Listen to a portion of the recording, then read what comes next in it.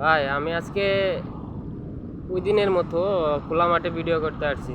আমার পিছনে দেখতে পাচ্ছেন একটা পুকুর, আবার ওই পাশে বিল্ডিং, ওই পাশে বিল্ডিং, ওই পাশে বিল্ডিং, মানে চারিদিক দিয়ে বিল্ডিং। ওই পাশেও দেখেন বিল্ডিং, আমার সামনেও বিল্ডিং, কিন্তু এটা ব্যাক ক্যামেরাতে দেখাতে পাচ্ছি না, তার জন্য দুঃখিত।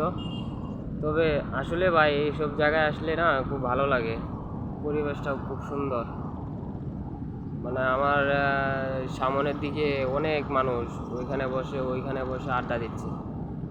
তো আসলে ভাই প্রকৃতির মাঝে থাকলে না ভালোই লাগে মন মানসিকতা। তো আমারও ভালো লাগতেছে ওইখানে আসার পর থেকে। কী সুন্দর আবহাওয়া, কী সুন্দর বাতাস। মানে আসলে প্রকৃতির সাথে কোনো দিক দিয়ে মানুষের যাওয়া সম্ভব হবে কি না আমি জানি না, তবে প্রকৃতির নিয়মেই চলে।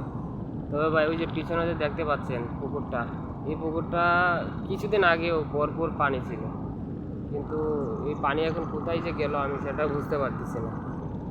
মানে ওই সামনের পুকুরে অতিরিক্ত পানি ছিল, ওই পানি কোথায় গেল আমি জানি না ঠিক।